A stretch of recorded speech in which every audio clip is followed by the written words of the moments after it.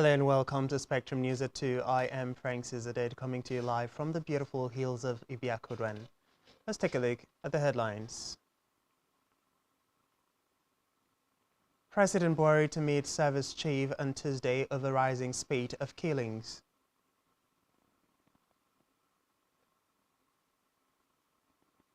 Senate approves Buhari's 4 trillion naira increase fuel subsidy request.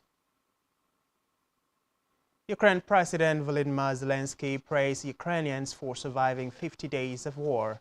Details of these stories and more in a moment.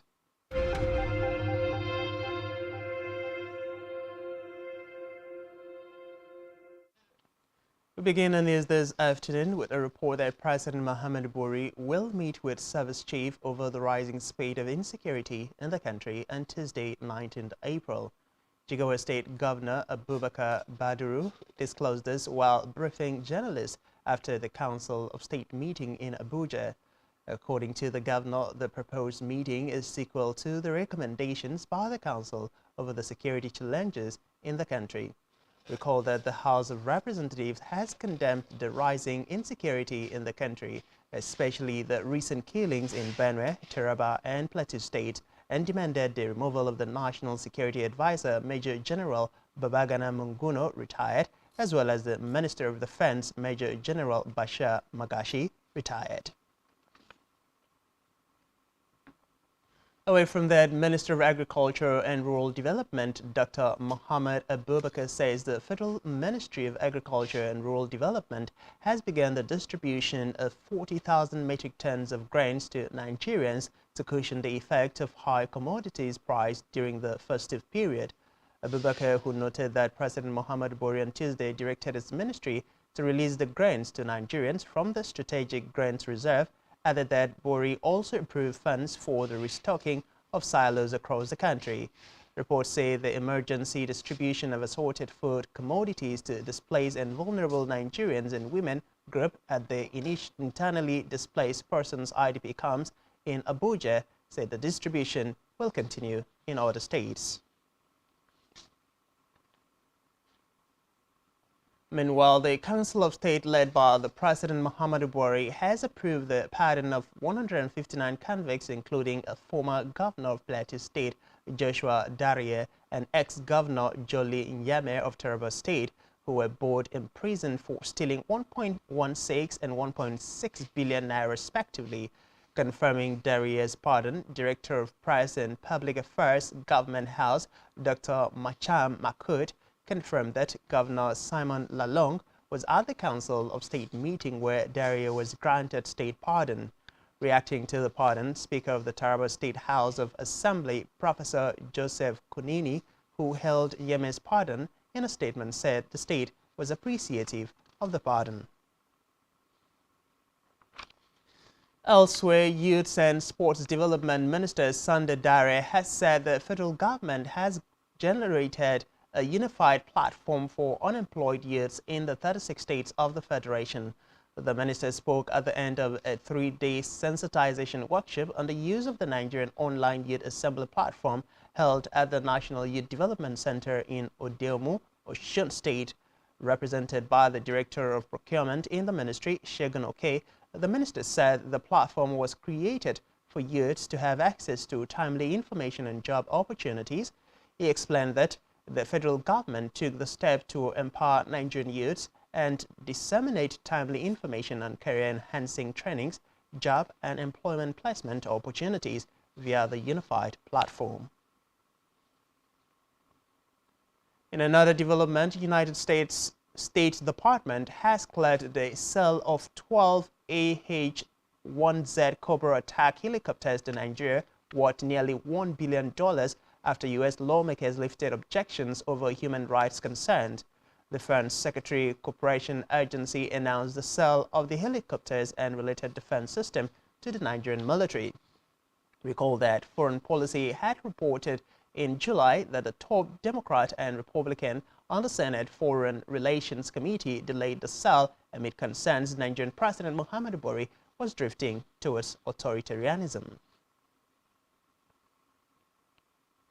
To the legislation now, where the Senate has approved President Muhammadu Buhari's request to increase fuel subsidy payments in 2022 to 4 trillion naira from 442.72 billion naira. Legislators made the approval after considering the report of the Committee on Finance on the revised 2022 fiscal framework. The Senate also approved the President's request to raise the oil price benchmark from $62 to $73 and the reduction of projected oil production volume from 1.883 million to 1.6 million barrels per day. Other recommendations of the committee adopted by the Senate include a cut in the provision for federally funded upstream projects being implemented by the 200 billion naira from the 352.8 and an increase in the federal government independent revenue of the 400 billion naira.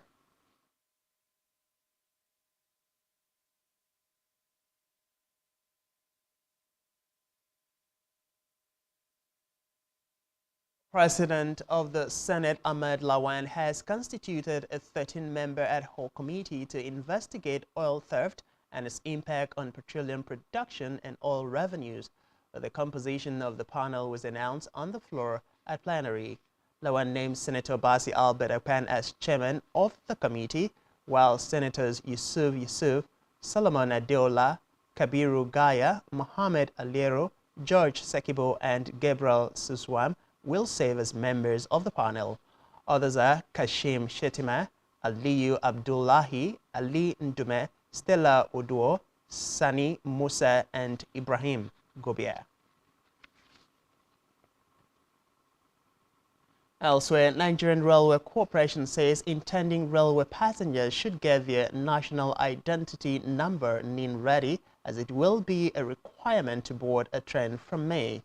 Nigerian Railway Corporation NRC Managing Director Fidet Okire made the statement in Abuja. He emphasized that NIN will be needed to enhance profiling of passengers and enhance safety and security of rail users. Reports say the process of linking passengers to their NIN for improved profiling is ongoing, adding that layer of passenger screening will commence by May. On security, FCT Commissioner of Police Babaji Sunday has assured residents that the command has taken intentional efforts in deploying a robust security architecture containing 2,336 police personnel for the Easter period and beyond. Sunday, who also directed the strategic deployment of tactical and intelligence assets across the internal and crannies of the territory to in strong-term synergy with sister agencies and their local security outfits immediately respond to any unfriendly emergency, added that this should be done with respect for fundamental human rights and in accordance to the standards best practices. He therefore charged operatives to ensure watertight security at all places of worship and place effective foot and vehicle patrol to parks, recreational and entertainment centers to ensure the free flow of traffic, as well as respond promptly to distress calls from within the city, center, and the suburbs. In another development, National Drug Law Enforcement Agency (NDLEA) has urged the Federal Capital Territory FCT Minister Musa Bello to set up a drug control committee. The agency advised that the team be replicated at all area councils and committees in Abuja said the move should be done in addition to adopting drug tests as a policy for students, prospective couples, workers, and political office seekers. NDLEA Chairman Buba Mawa, who made the comment at the national headquarters in Abuja, thanked Bello for his support, stressing that the agency remains steadfast in drug control efforts across Nigeria to save the youths and families. He said President Muhammadu Buhari has taken the lead to actualize the mandate of eliminating the supply and consumption of hard drugs. Elsewhere, former Minister of Aviation and member of the All Progressive Congress APC Femi Fani-Kayode has said he will no longer keep quiet because of politics and watch impunity continue in the country. Kayode, in a series of tweets, said he owes Nigerians and those in government the bitter truth. Reacting to the latest massacre in Benue and Plateau states, Kayode said the Buhari administration is left with just few months to put a stop to the war crimes against humanity. He therefore called on government to find a way to end the genocide, unprecedented terror and hardship unleashed against the people of the country by the terrorists before leaving office. Away from that, ahead of the 2022 Easter celebration, the Abia State Command of the Nigerian Security and Civil Defense Corps says it has beefed up security to ensure a hitch-free celebration in the state. Abia State Command NSCDC Commandant Ayinla Taiye Olowo disclosed this after a crucial meeting with the force management team at the command headquarters in Umuahia. Olowo, who said strategic deployments of personnel to locations in line with intelligent information have been made, added that NSCDC is collaborating with other sister security agencies in the state to ensure that Abia remains safe before, during, and after the celebration.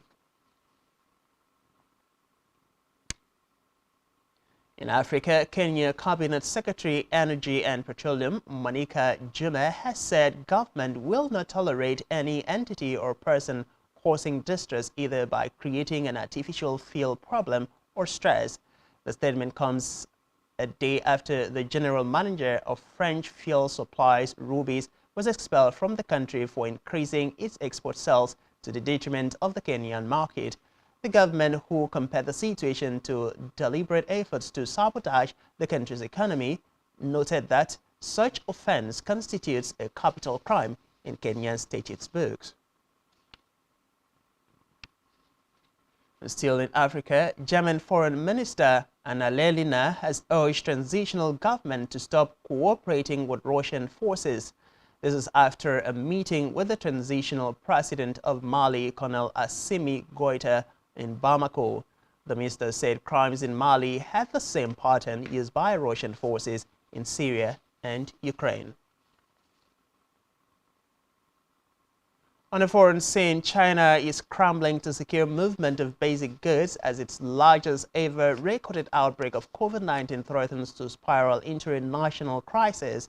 At least 44 Chinese cities are under either full or partial lockdown as authorities persist in trying to curb the spread of the highly transmissible Omicron variant. Reports say President Xi Jinping has called on the nation to strictly implement normalized prevention and control measures, adding that even after the release of a tentative plan for the partial relaxation of measures, there appears to be no end in sight. Still on the foreign scene, Ukraine President Volodymyr Zelensky has praised Ukrainians for surviving 50 days of war. Ukraine President Zelensky praised Ukrainians for surviving 50 days of war when the Russians had given them 5. He, however, praised the bravery of Ukrainians and their commitment to their freedom as a people. Speaking on ways in which Ukrainians had fought off the Russian troops, Zelensky noted that the sinking of the Russian warship Moskva was a major achievement in the war. Meanwhile, Ukraine's armed forces in the south says Russian and Ukrainian captive soldiers have been exchanged in the Kherson region in southern Ukraine. Writing on social media, Ukraine said 4 Russian prisoners have been exchanged for 5 Ukrainian servicemen in the Posad Poroki village after intense negotiations. Recall that Russia claimed control of Kherson early on in the war, but Pentagon reports Ukraine has won back some of its territory. And still to come in the news, Lucas Radebe Salomon Kalou to determine Eagles' fate in 2023 AFCON. To stay with us.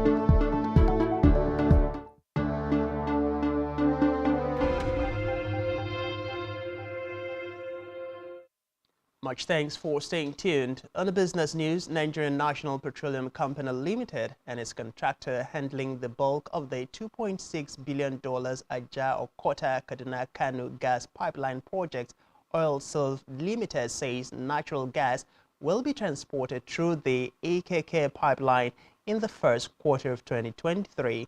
Both firms made the statement during an inspection tour of the construction work on the gas pipeline. Projects in the Abija end of the facility in Abuja. The 40-inch by 614 kilometers AKK pipeline project, inaugurated in June 2020, is a section of the Trans-Nigeria gas pipeline with a capacity to transport about 2.2 billion cubic feet of gas per day. The AKK pipeline originates from Ajaokuta in Kogi State and traverses Abuja, Niger, Kaduna, and terminates at Kano State. Meanwhile, Debt Management Office (DMO) has said that Nigeria can lower its debt service to revenue ratio if it generates higher revenue like Ghana, Kenya, and Angola. The Debt Office said this in a statement in Lagos State. According to the DMO, while Nigeria has a revenue to gross domestic product ratio of 9%, Ghana, Kenya, and Angola have a revenue to GDP ratio of 12.5%, 16.6% and 20.9% respectively. In health, Kaduna State Government has pledged to ensure that the rights of children are realized, guaranteed and sustained across the state. Commissioner, Planning and Budget Commission Umar Aboki made this known during the inauguration of a document on situation analysis of children report meant to guarantee the rights of children in Kano State. Aboki, who was represented by the Commission's Permanent Secretary Bashir Mohammed, explained that the document, which was developed with support from United Nations Children's Fund, was to give direction for the care and development of children in the state. He noted that as leaders of tomorrow, government must plan and implement programs for the growth and development of the young ones. Aboki thanked UNICEF for the support and promised to implement recommendations made in the document and to address all issues affecting the growth and development of children in the state. In sports, Nigerian football fans took to social media to slam the Nigerian Football Federation following the appointment of Salisu Yusuf as the head coach of the Super Eagles B-Chain team and the under-23 team. Reports say Yusuf was reportedly suspended over allegations of bribery and corruption following the NFF Ethics and Fair Play Committee ruling that the coach received a $1,000 bribe and was also ordered to pay a fine of $5,000 by the Federation. Recall that NFF yesterday announced it has approved the recommendation of its Technical and Development Subcommittee to appoint Yusuf as coach.